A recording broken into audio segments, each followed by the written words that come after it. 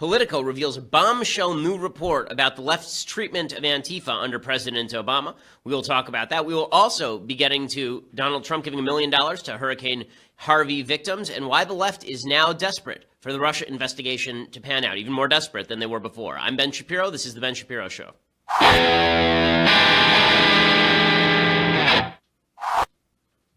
Many things to talk about today, plus we're going to get to the mailbag. But before we do any of that, first I want to say thank you to our sponsors over at MackWeldon.com. So, Mack Weldon is better than whatever you are wearing right now. They believe in smart design, premium fabrics, simple shopping. They make underwear, socks, shirts, undershirts, hoodies, sweatpants, more quality than you will ever wear. I wear Mack Weldon underwear, and they are just super comfortable. Not only are they super comfortable, they're really durable. You know, you go out and you buy some cheap underwear, and they fall apart in like 5 seconds. You have to throw them in the garbage. Mack Weldon underwear are super durable. I've been wearing them, not the same ones every day, guys, but I've been wearing Mack Weldon underwear for months now, and they feel the same as when they came out of the package. They are also naturally antimicrobial, which means that they eliminate odor. They want you to be comfortable. So if you don't like your first pair, then you can keep it, and they will still refund you, no questions asked. They perform well. They look good. You can wear it in. You can wear it out. When you go home, I don't dress like this when I go home. I actually get into comfortable clothes, and I always put on my Mack Weldon gear. That's the best gear you can have. MackWeldon.com. Get 20% off using promo code Shapiro. That's MackWeldon.com. Use promo code Shapiro, get 20% off. Again, it's spelled M-A-C-K, Weldon, W-E-L-D-O-N.com, MackWeldon.com. Use that promo code Shapiro, get 20% off, and let them know that we sent you as well. Okay, so President Trump, he made a statement yesterday that I was kind of surprised he hadn't done earlier, actually. He said that he was going to give a bunch of money to the Hurricane Harvey victims, which makes an awful lot of sense. The man's incredibly wealthy. And Sarah Huckabee Sanders made that announcement yesterday. And so here is what Sarah Huckabee Sanders had to say about it. I had a chance to speak directly with the president earlier, and I'm happy to tell you that he is would like to join in the efforts that a lot of the people that we've seen across this country do.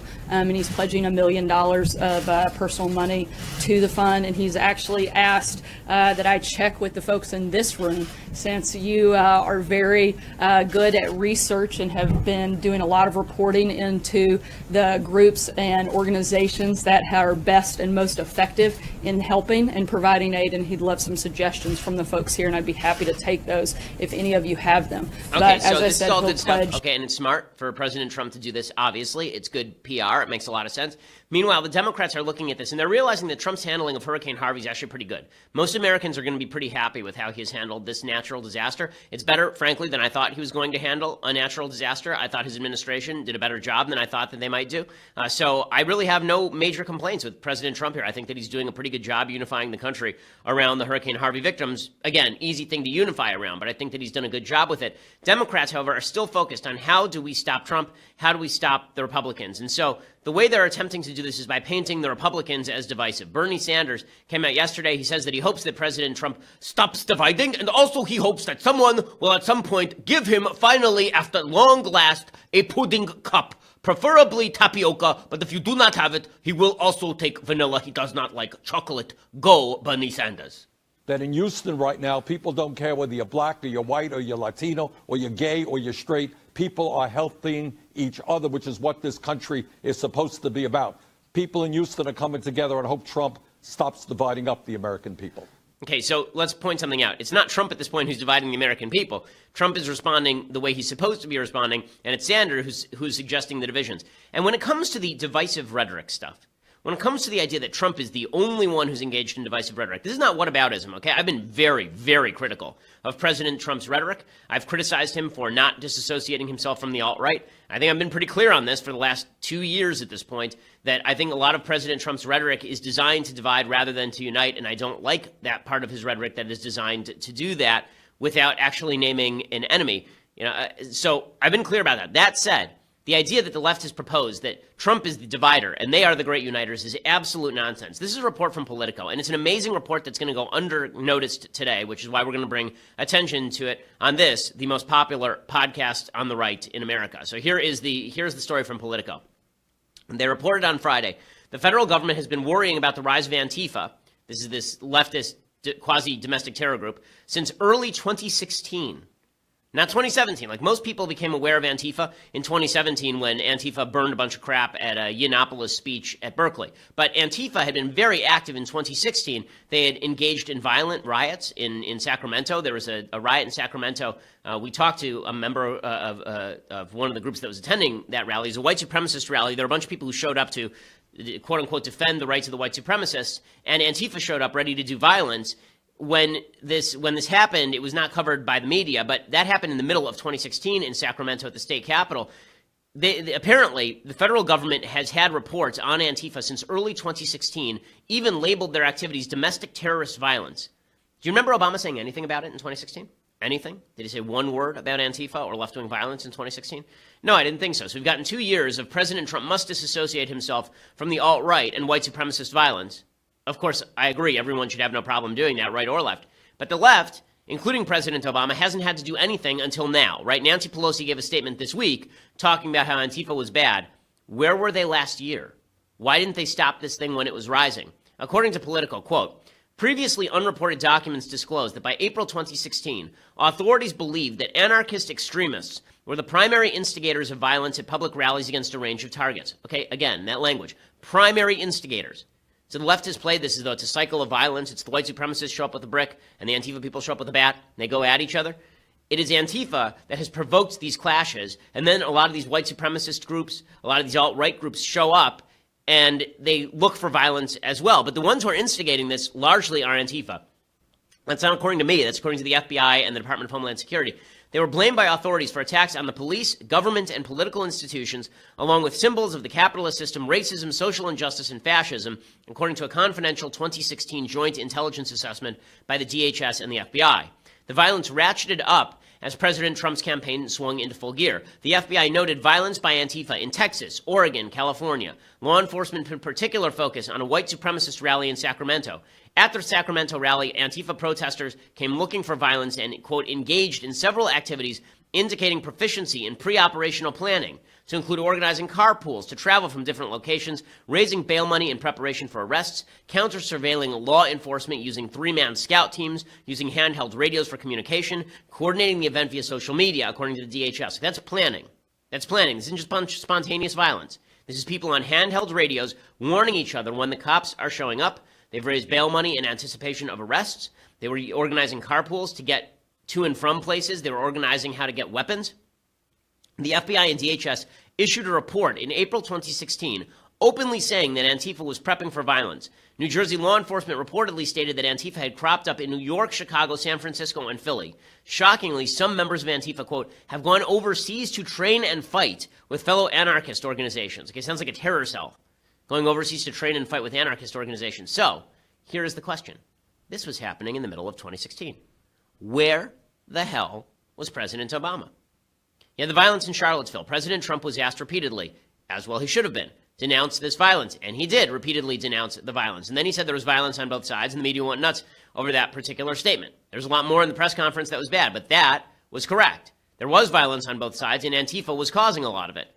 Where was Obama for a year? Anytime there was a violent incident, Obama tended to downplay the violence and instead talk about the underlying root causes of the violence. And he got away with it.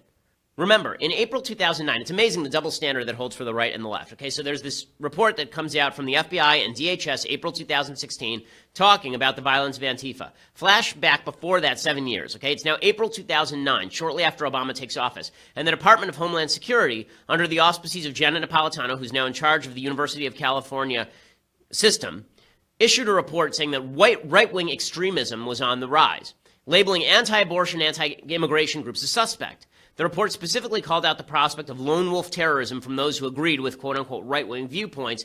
The report was really vague, but the Obama administration stood by it. So, how about his apparently very specific report regarding Antifa from the year of the election?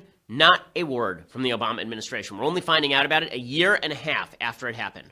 A year and a half. And let's contrast the language of that 2009 memo with the language of the Obama administration regarding political violence. The 2009 memo about right-wing violence, it says, quote, debates over appropriate immigration levels and enforcement policy generally fall within the realm of protected political speech under the First Amendment. But in some cases, anti-immigration or strident pro-enforcement fervor has been directed against specific groups and has the potential to turn violent. Has the potential to turn violent? What does that even mean? Has the potential to turn violent? That's vague, but the Obama administration stood by it. But when left-wing rhetoric actually turned violent, what did Obama do? He said, oh, the violence is bad, but they do have some grievances, don't they? I'm speaking specifically about President Obama's speech in July 2016 after a black radical parroting Black Lives Matter talking points went out and murdered 5 police officers and wounded 7 others in Dallas. The officers were protecting a Black Lives Matter march at the time. Obama actually spent an inordinate amount of time echoing BLM's message at their funeral service. At their funeral service. Imagine if President Trump had actually gone out after Charlottesville and he had said, and he sort of did do this to a certain extent, the media went nuts. You remember that he went out and he said, listen, this violence is terrible, but Confederate statues, right? There's a legit argument to be had over Confederate statues. The media went completely nuts. Here's what Obama said at the funeral for people who were murdered by a Black Lives Matter supporter, a black radical who was echoing the talking points of Black Lives Matter. Here's what he said, quote, we know that bias remains. We know it, whether you're black or white or Hispanic or Asian or Native American or of Middle Eastern descent. We've all seen this bigotry in our own lives at some point. We've heard it at times in our own homes.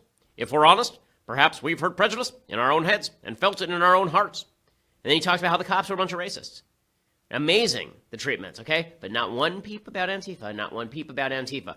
I want to talk a little bit more about that and how the Democrats are really split now between their radicals and their moderates. And their only hope left is getting President Trump and how they hope to do that. But first, I want to say thank you to our sponsors over at the USCCA. So many of you understand that in the end, protecting yourself and your family is your responsibility. If you're ever forced to defend yourself, your wife, your kid, it's a decision you make on the spot. You know, there's an instant when you know that you're going to have to pull the trigger. And many of us know we would act, but we wouldn't really have thought about what comes after because the cops show up, they may arrest you, you may end up having to fight it out with the authorities. You need protection from the law. And that's why you need to get self-defense insurance from the USCCA. They'll support you with 100% upfront coverage for criminal defense, civil suits, and bail funding. They have a 24/7 critical response team, local attorney coordination, and more. For all of that, go to defendmyfamilynow.com. That's defendmyfamilynow.com for coverage starting at only $13 per month.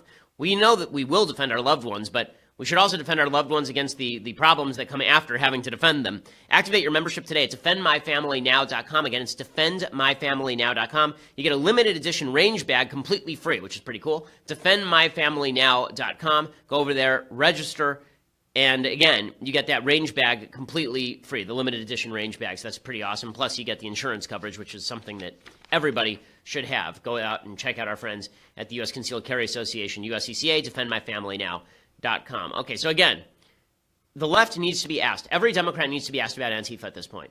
They should have been asked about it a year ago. They should have been grilled about it a year ago. They should have been grilled about it after what happened in Sacramento. But the media was too ensconced in its narrative of Antifa as Normandy fighters to actually go out and fight violence. That's despicable. That's truly despicable. And you can see the split that's happening now inside the Democratic Party between the so-called moderates and the radicals. The radicals are still saying, well, Antifa has a point. They're not so bad. And the moderates, who are now being led by Nancy Pelosi of all people, they're saying Antifa's really bad. If the Democrats don't come together around this, I think it's indicative of a broader split inside the Democratic Party. The far left of the Democratic Party is even further left than Bernie Sanders. They're moving left at an increasingly rapid pace.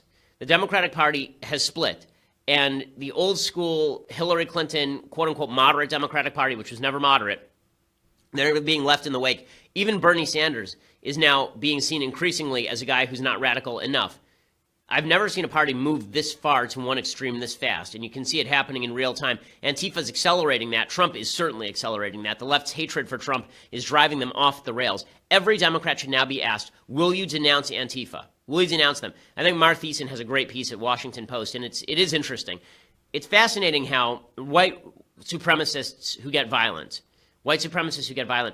they are seen as the ultimate evil. Totally fair. They are an ultimate evil. Left-wing extremists who get violent, I'm talking about communists and anarchists, they're seen as somehow superior to Nazis, which is weird to me. I mean, the communists were responsible for a couple 100 million deaths over the course of the last century. As Mark Thiessen said, I'm not sure why it is that somebody who gets violent in American streets carrying the flag of Stalin is better than somebody who gets violent in American streets carrying the flag of Hitler. These both seem like terrible people. And there is a moral equivalence there. And I think that's right. Now, communism is an ideology that is just as evil as Nazism in its own way. It's not racist the way that Nazism was, but it is certainly classist. I mean, these are people who suggested that people who are bourgeois be murdered. Okay? That you could separate people based on class. It's funny how both of these groups seem to center when it comes down to it. They both come down on the same side when it comes to the Jewish question. Neither of them really like the Jews very much. Stalin wasn't really fond, and neither was Hitler. But it is amazing how we in the United States, we've taken this sort of sanguine view of communism in a way that we never have with Nazism, even though they were both at the time cheered by Democrats at the time. The Nazi movement was seen as sort of a proto-fascist or fascist proto-forerunner of a more sophisticated movement that eventually could be used for good by a lot of people, including some mainstays of the Democratic Party back in the day. So, again, the only point to be made here is that we ought to be looking at the violence on both sides and condemning it and condemning the ideology that underlies it. But instead what we're seeing is some people on the left condemning the violence, not all, and very few people on the left condemning the ideology at all, whereas everybody on the right who has any brain at all is condemning white supremacists and the alt-right. Okay, so what does this mean? Democrats have to know this stuff doesn't make them popular. Okay, the Antifa stuff is not going to make them popular. It's not going to make them well-loved. It makes them seem extreme and crazy because they're being extreme and crazy. And so instead, what they are focusing in on is their final hope, the last hope, right? Their very last hope of all is, beyond Trump destroying himself, is Robert Mueller. So Robert Mueller is the special investigator, and now there's some new developments in Robert Mueller's case. Again, they need to shut down these leaks. These leaks are just ridiculous. So here is the report from Mediaite. This is from yesterday from Joseph Wolfson. The team of special counsel Robert Mueller is reportedly collaborating with New York Attorney General Eric Schneiderman in its ongoing investigation. According to a new report from Politico, Mueller's team and Schneiderman's office have been in contact in recent weeks, exchanging information and evidence on former Trump campaign manager Paul Manafort and his financial transactions. Anonymous sources familiar with the collaboration have said they're potentially building a criminal case, possibly for money laundering, but no decision has been made whether or not charges will be filed. Nothing is imminent, one source told Politico. As Politico reports, Schneiderman could potentially provide Mueller additional leverage to get Manafort to cooperate with his investigation, noting that President Trump does not have pardoning power over state crimes. So here is the difficulty here. So everybody has been talking about Trump can always just pardon anybody who is convicted or anybody who's indicted. Not true of state crimes. If you are condemned of murder in a state court, you cannot be pardoned by the president. You can only be pardoned by the governor. So what does that mean? What it looks like Robert Mueller is coordinating with Eric Schneiderman, the very political, very left Attorney General of the state of New York, to go after Paul Manafort, who, as I've said before, is pretty corrupt, and then use those state charges as a way to get Manafort to flip on Trump. That could be what's happening here, right? You have Schneiderman charge Manafort in state court and then say, we'll drop those charges if you testify against Trump, and Trump can't pardon Manafort and just get out of that conundrum. That'd be very clever by Mueller if that's what he intends on doing. But it's very dangerous for President Trump, obviously, because sitting around waiting to have your former campaign chair indicted at the state level and then see where that ends up is a very dangerous game. A lot of people are suggesting that based on this, Trump should fire Mueller. That would be the biggest disaster of all. Right now, there's a game of chicken going on. Mueller's going as far as he can, almost daring Trump to fire him. If Trump fires him, all hell will break loose. It's going to be very difficult for Republicans to stand up in the face of President Trump firing the special investigator who's looking into election corruption. That's not the only story involving Mueller today. According to Betsy Woodruff from the Daily Beast, special counsel Bob Mueller has teamed up with the IRS. According to sources familiar with his investigation into alleged Russian election interference, his probe has enlisted the help of agents from the IRS's Criminal Investigations Unit. This unit, known as CI, is one of the federal government's most tight-knit, specialized, secretive investigative entities. It has 2,500 agents focusing exclusively on financial crime, including tax evasion and money laundering. The IRS does have access to Trump's tax returns. Potential financial crimes are a central part of Mueller's probes. That is part of the thing. Trump has said in the past that would be the red line for him, is if Mueller started looking into financial dealings of his family, and Mueller said, screw that, I'm looking wherever I please. And there's a problem, too, which is that Trump has not actually staffed up the IRS. Right? Trump has not actually staffed up the IRS. This is according to the Daily Beast. The team-up between the IRS and Mueller probe could come with political complications. Mueller has already taken some criticism for the number of Democratic donors on his team. Those critiques intensified yesterday after the announcement about Schneiderman. Also, it is pretty clear that Trump has not filled out a lot of the senior positions at these particular agencies. Right? Trump has not yet named his pick to run the tax division, which is a post that requires Senate confirmation, and also a post which could help out Mueller in his investigation. So right now, an Obama appointee is filling the slot that can work with Mueller to give him the information. So Mueller can get all the dirt that he wants right now. Trump has put himself in this situation because, remember, it was Trump's activity regarding James Comey. It was his dragging in of Deputy Attorney General Rod Rosenstein that led to the appointment of the special counsel in the first place. Now, if he fires the special counsel, it'll look like a cover-up. So it's a full-scale problem for President Trump at this point. A lot of people saying, well, he should just fire people and get it over with, and that way they can't have grounds to impeach him. Again, impeachment is a political grounds. I think his best move here is to wait it out. And I honestly think that he's actually innocent of the Russia collusion. I don't think that Trump himself was colluding with Russia. I think that there is a possibility that Manafort was working with the Russians because Manafort's always worked with the Russians. I think there's the possibility that Flynn was doing so. But the idea that Trump knew about it is a whole different thing. So you could easily see a scenario where Trump's underlings go down and it looks more like Iran-Contra than it looks like Watergate.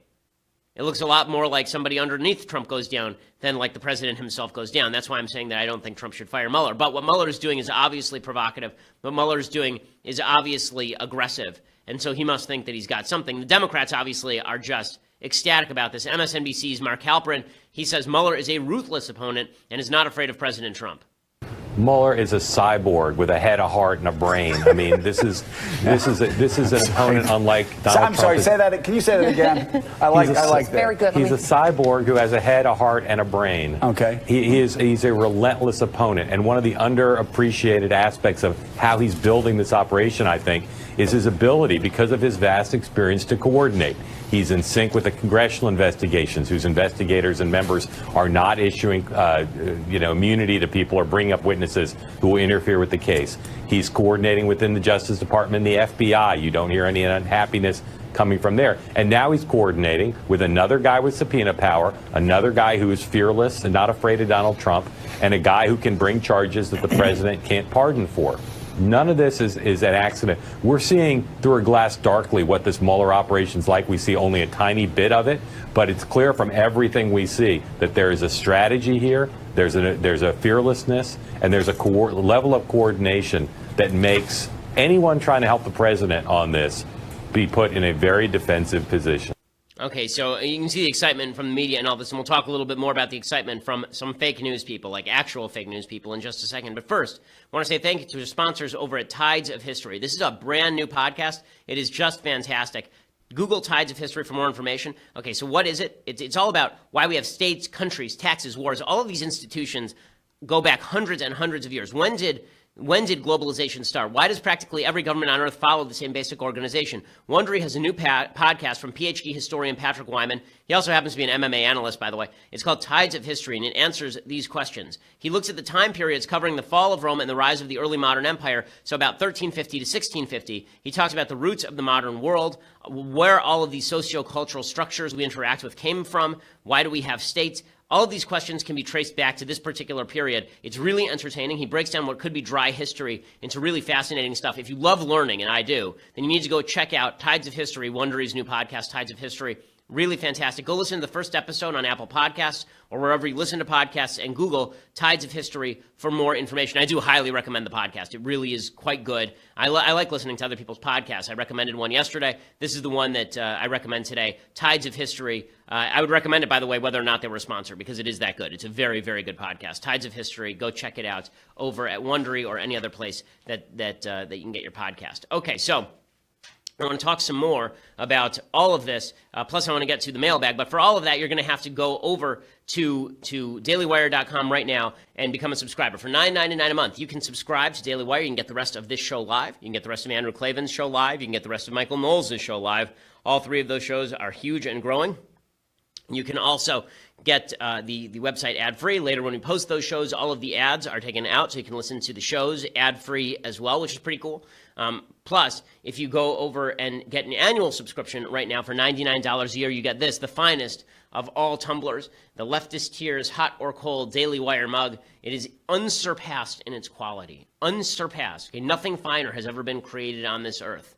Okay, there are diamonds that could not cut this thing. It is just unbelievable. Leftist Tears Hot or Cold, the Daily Wire By the way, if a diamond doesn't cut this, it's not a real diamond. In any case, Leftist Tears How to Call. Get that for $99, the annual subscription. Go check it out. Or if you just want to listen later, go over to iTunes or SoundCloud. Make sure you subscribe. Leave us a review. Always helps us with the rankings on iTunes, and we always appreciate it. We are the largest conservative podcast in the nation.